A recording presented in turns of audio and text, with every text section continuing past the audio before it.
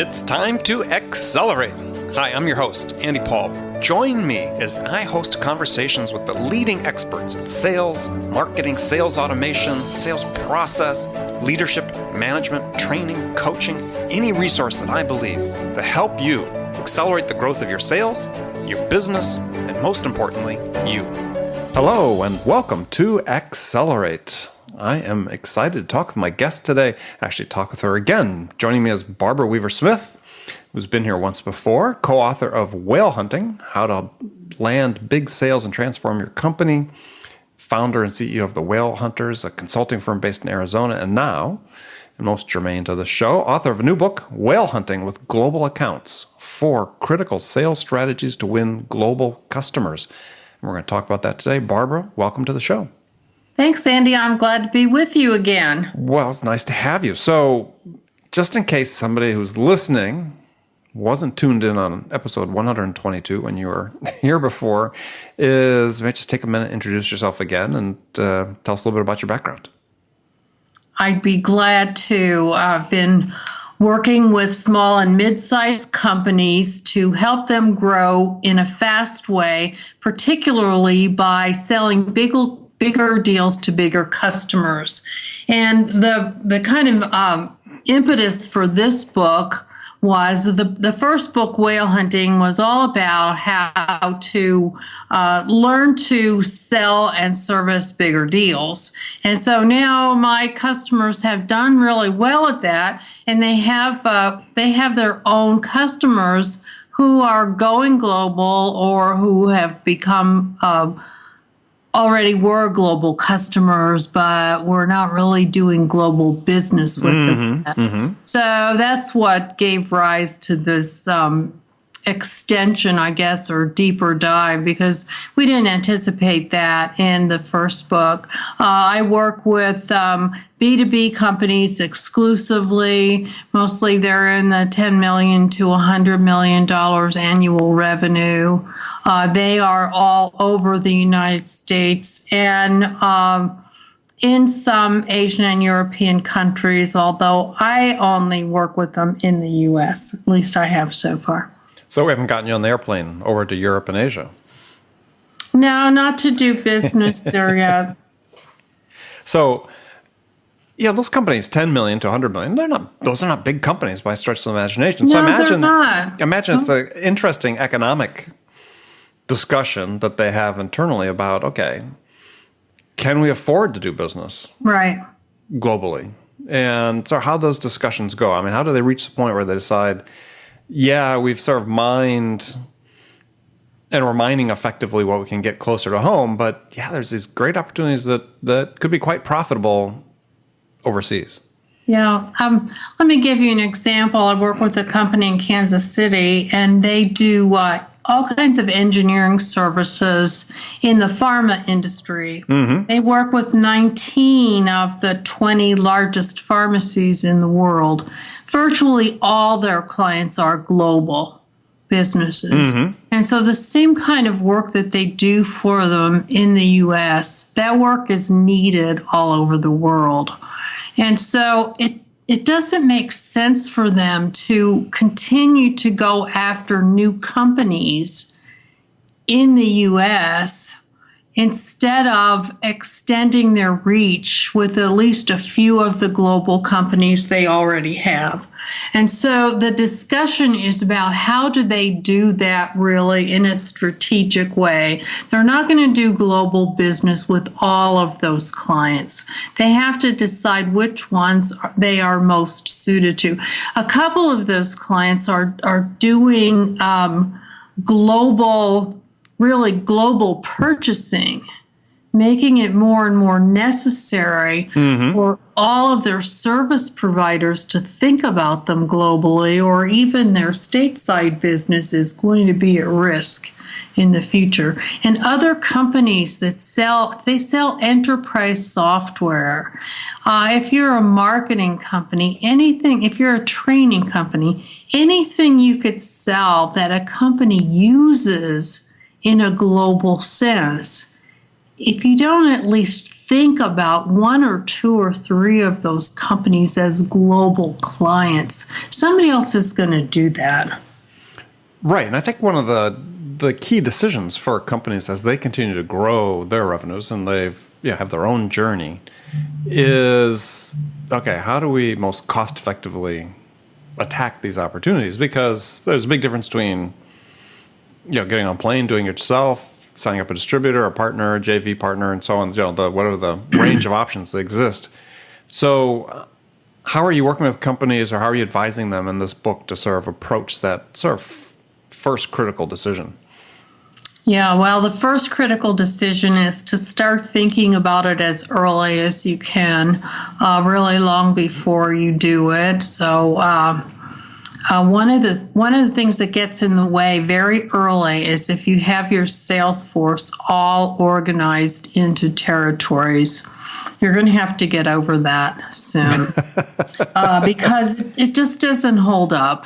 Well, yeah, especially if for you're looking at lots of reasons. It doesn't even hold up if you're doing regional business, let alone global business. So you have to deal with that in some way. You have to deal with compensation issues. And of course, the cloud is really messing around with all kinds of compensation issues. Anyway, the second thing is you need to learn a lot more about channels. And I think that companies are just, it's part of the resurgence and the real growth in recent years of inside sales. I think lots and lots more use of selling through various media rather than all of the selling being done in face-to-face manner. Mm-hmm. More outsourcing of all kinds of service and delivery as well as sales. So the interesting question, though, is I think that it seems like the U.S. has embraced inside selling more quickly and more broadly than a lot of other, countries and markets. So, how's that working in terms of you saying, okay, cloud-based is resurgence of inside sales? How is inside sales working in conjunction with your entire sales team on capturing global customers? Well, some of the big companies that have done it. One of my contributors to the book used the example of Salesforce, kind of starting out almost exclusively with inside sales and then branching out with more field sales. Other companies have done that as a model. So as you address customer, what you're saying is because they start off really focusing on the SMB marketplace, small business. So you're saying is as you go up the grade in terms of the size and complexity of the opportunities you're taking on, then field sales becomes really what you have to integrate into your whole sales mix. Right, exactly. And if you have, as you grow, very closely integrated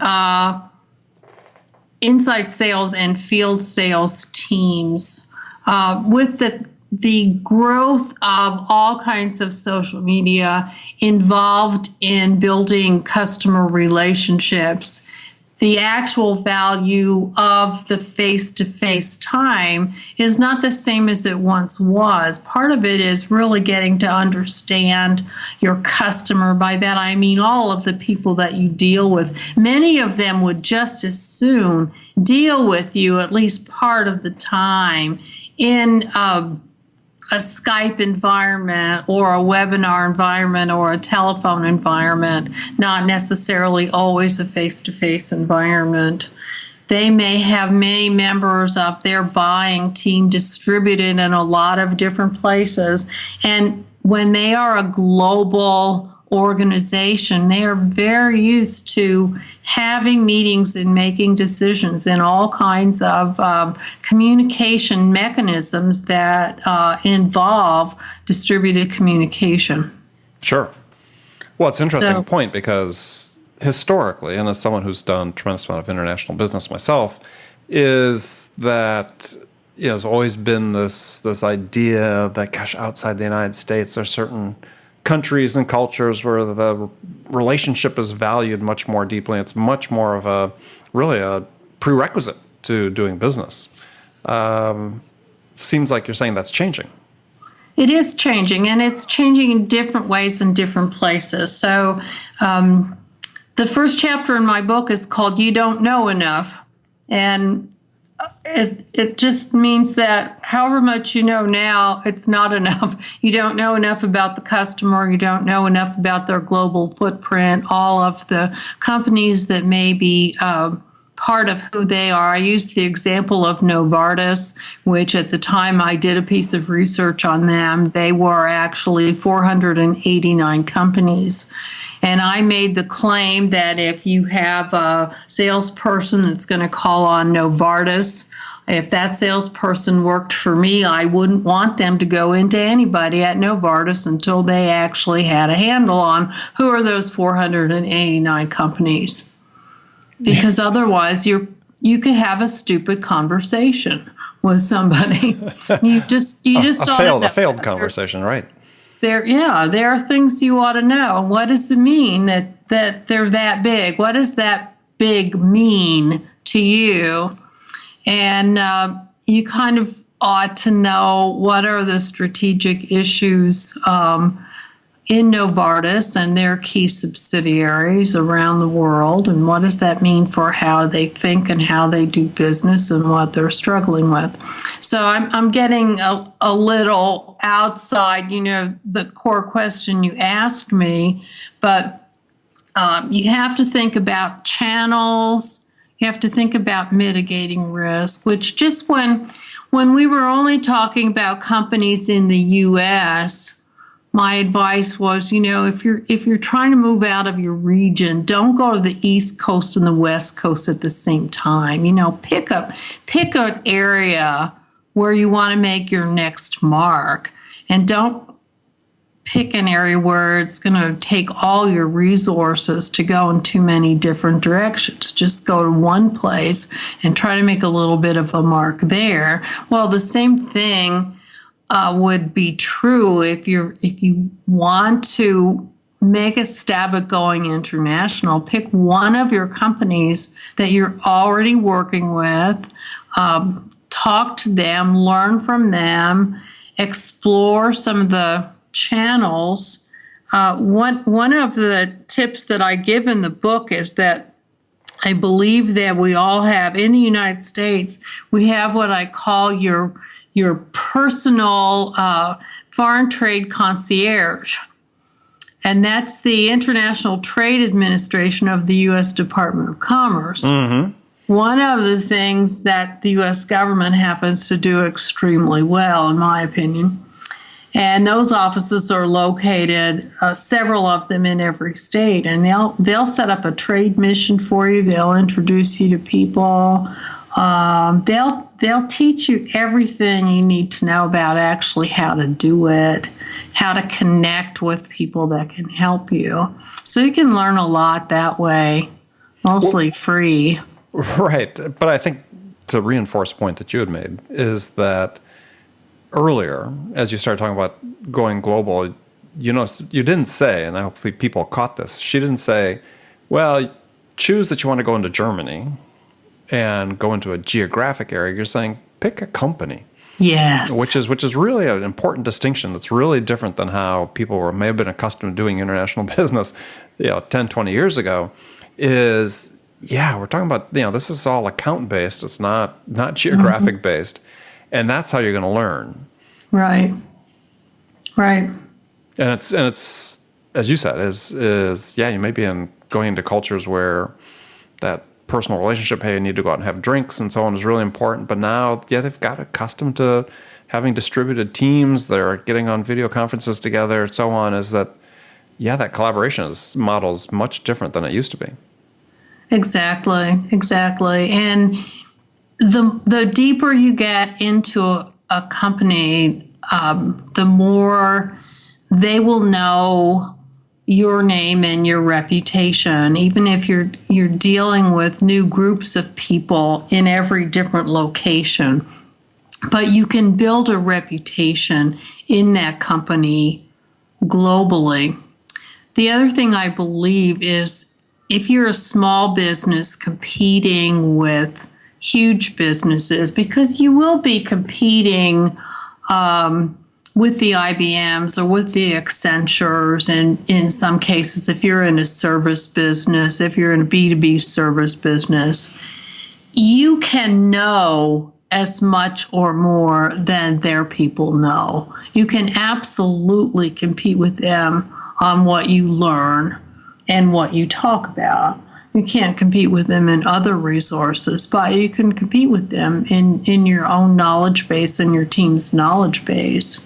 Well, and that can be the key differentiator at the end of the day. I mean, just my own experience selling large, complex communication systems overseas, as working for a startup.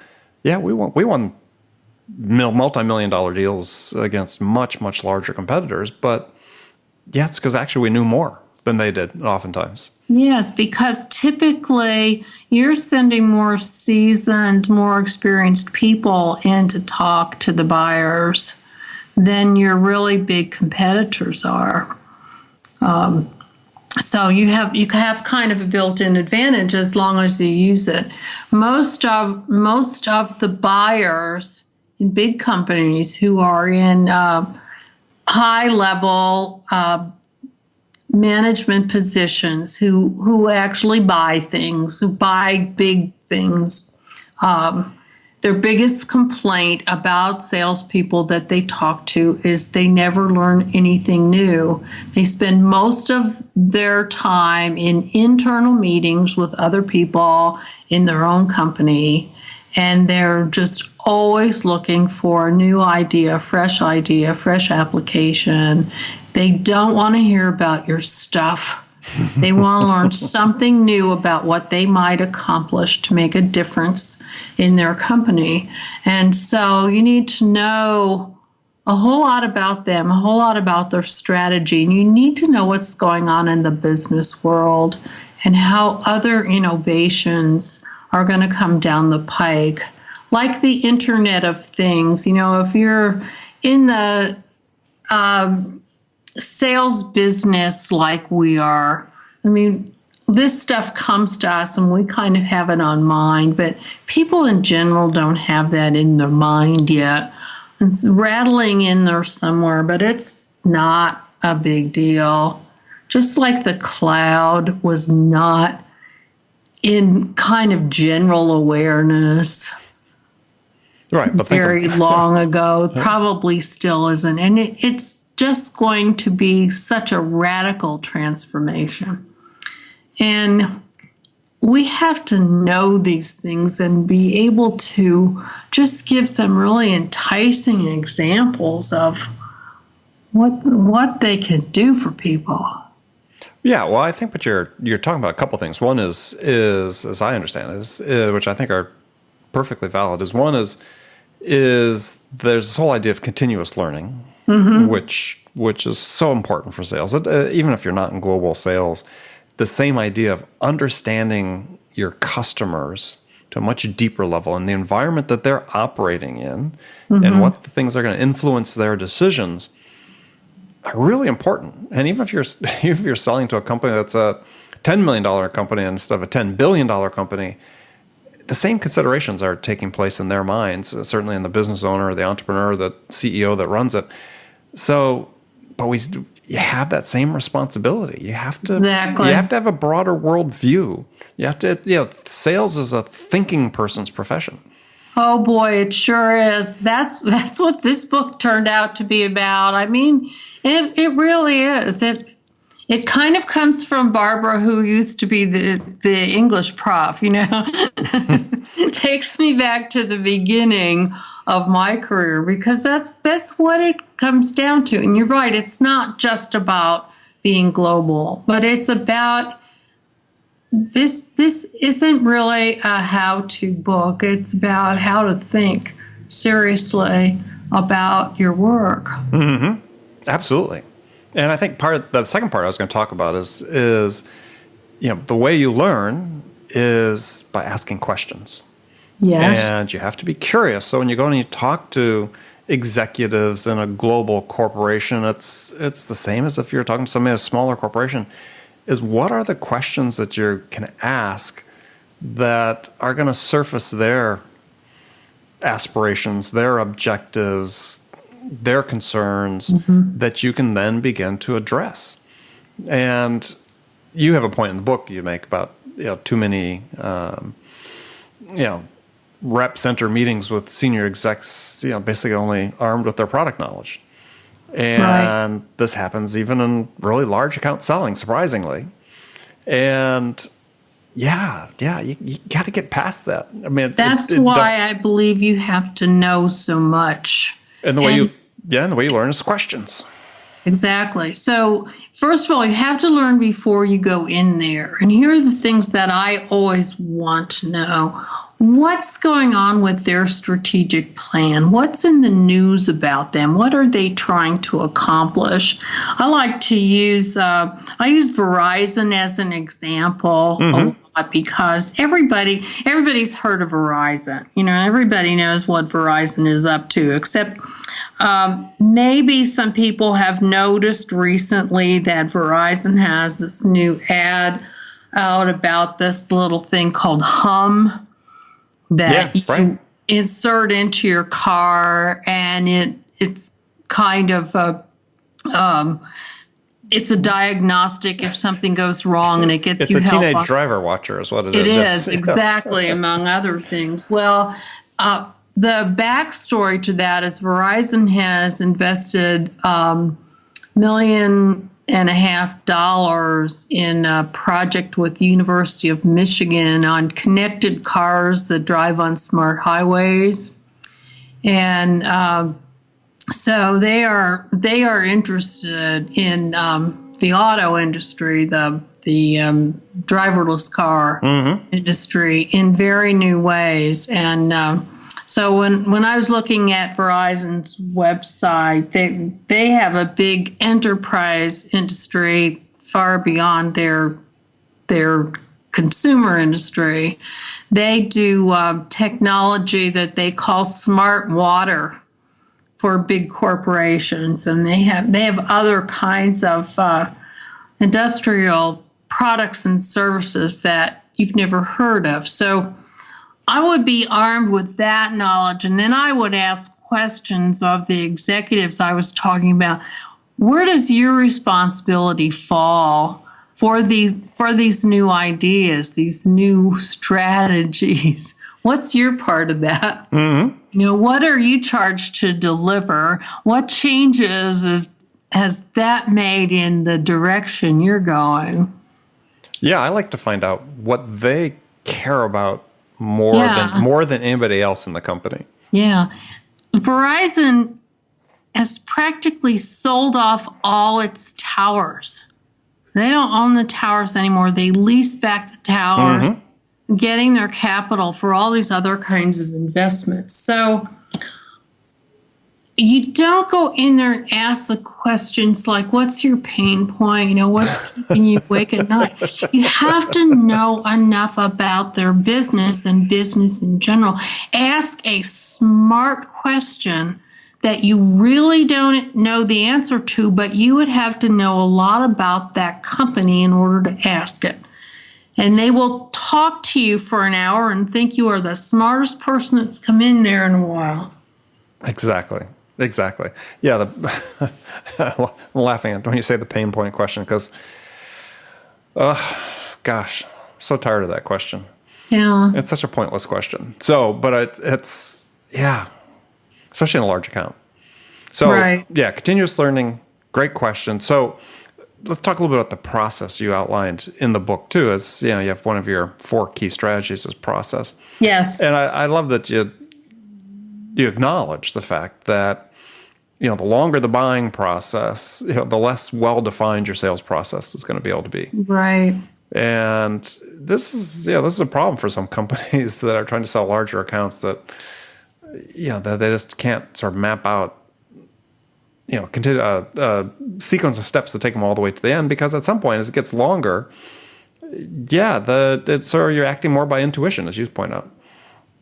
Exactly. And usually the steps are defined by your CRM.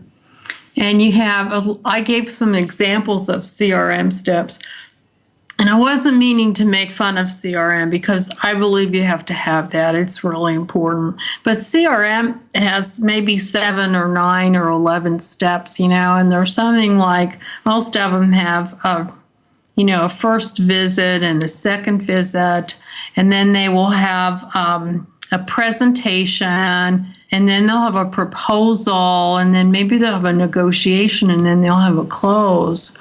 And Andy, you have sold complex accounts. You're going to probably have 40 meetings or 50 meetings between that second meeting, and you're going to have 10 proposals or 20 proposal meetings.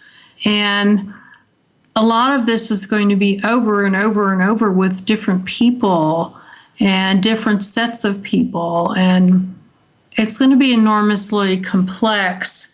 And every deal is going to be different, and you can't really capture it step by step anymore. And so the problem is when you use the steps, as many companies do, if they use the steps as a way to hold the sales team accountable for progress, then they're in a very bad way.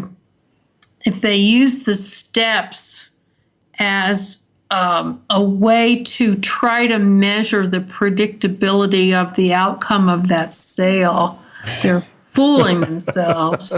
Well, that's true. Regardless of the size of the deal, that is absolutely true. Yeah, and if they use it as a way to train their sales team, all the meat of what people need to be able to do is missing. And I believe this is really common. In my experience, it's really common, especially with the size companies that I'm working with as they get into bigger deals. Everything that the sales reps know about what to do next is outside of the CRM or outside of the formal sales process. And the better they know it, or the more important it is to them, the more they're having to manage stuff on the side. They have a bazillion spreadsheets. They have notepads. They have SharePoint documents, whatever. It's just the managing what they know is a huge, huge problem. And sharing what they know is impossible. Yeah, and I think that, and to a point you make in the book, is that's really driven by the fact that they're having the wrong perspective on. The right perspective is that you have to look at it from the buyer's perspective. You're trying to help them achieve their business objectives. And so, instead of having a process, you talk about having an account plan, which may seem like somewhat of a quaint notion for some people, but it absolutely can be a great roadmap to how you're going to get a deal. Yeah, and these days I think you should be considering a really intelligent, technology-driven account plan of some kind. Mm-hmm. I have some that I like a lot that I recommend to people. I'm really fond of Revigy. Mm-hmm. There are some others that sit on top of Salesforce. I'm sure there will be other new ones coming along too, but these are dynamic. They're a little bit hard to learn, and I can't say that salespeople fall in love with them, but if they stick with them long enough to get going, they're extraordinarily helpful, because their Revigy at least is very, very customer based.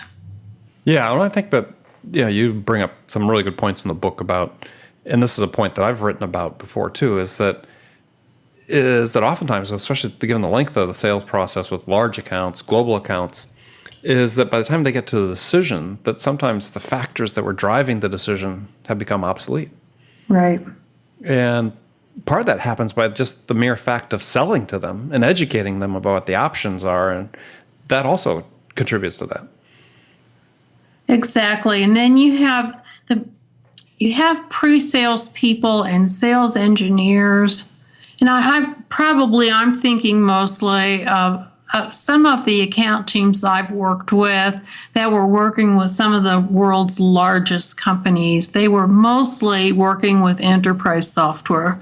That's probably my biggest, most recent accounts that I've coached. And they were with companies like Costco and CVS and Lego, and I mean, enormous, gargantuan companies. And these teams had 8 or 10 people at a time on the selling team. And they were not only responsible for one or more current deals, they were also responsible for future new deals with the same account. So they had people coming in and out of the account all the time and multiple deals at different levels of the deal. And so just to manage the information is an extraordinarily complex project. I mean, far more complex than you can just do with your CRM, even if it's a really, really robust CRM. Right. So the industry needs a lot more work on that, I believe. I don't think we have the end of that yet, but I think that's one of the areas where a technology investment is a really good one. Because what you need to know and the ability to have it at your fingertips and bring people in and out. And of course, those deals take so long that you have so much turnover on the buyer's team and the seller's team. Oh, yeah. Yeah, decision makers even come and go. Yeah, exactly. So now we got the last segment of the show. I've got some standard questions I ask guests, and got just a few short ones here for you. So the first one is, so you can give me short answers on these if you wish. So in your mind, is it easier to teach a non-sales technical person how to sell, or to teach a salesperson how to sell technically? Oh, wow. It depends on who is the more curious person. I've got my answer to that one, but I think probably in most cases it's easier to teach the salesperson to sell technically because it's not really about the product. It's about what you do with it. Okay. Yeah. All right. So next question is, if you could change one thing about your business self, what would it be? Yes, I would have to learn to simplify the way I talk about things. Okay. I try hard. Fair enough. So what's one non-business book every salesperson should read? Non-business book. Oh, gee. Oh. Read Faulkner's The Sound and the Fury. Oh, you are an English professor. Okay. Great book. It's a great book. It is. A challenging book. Okay, last question. So when you have to get away from it all, where do you go? Out in my backyard to the pool. Oh, that's nice. That's a nice short trip. It is. You don't have to fly I worked there. a lot of years to get here. Well, that's great. Well, Barbara, thanks again for being on the show. And how can people find out more about you and your new book? Well, they can come to my website, which is thewhalehunters.com, or they can go to amazon.com and look at whale hunting with global accounts. Excellent. And I encourage everybody to do that. Because even if you're not selling global accounts, there's some great lessons in there about managing and working with bigger accounts that apply as well. So very much worth your time. And thank you again for being on the show. Thank you so much, Andy. I really enjoyed it, as I did last time. Oh, great. Thank you. And remember, friends, make it a part of your day every day to deliberately learn something new to help you accelerate your success. And an easy way to do that is to make this podcast accelerate a part of your daily routine, listening in on your commute, in the gym, or making it part of your morning sales meeting. That way you won't miss any of my conversations with top business experts like my guest today, Barbara Weaver-Smith, who shared her expertise about how to accelerate the growth of your business. So thanks for joining me. Until next time, this is Andy Paul. Good selling, everyone. Thanks for listening to the show. If you like what you heard and want to make sure you don't miss any upcoming episodes, please subscribe to this podcast on iTunes or Stitcher.com. For more information about today's guest, visit my website at andypaul.com.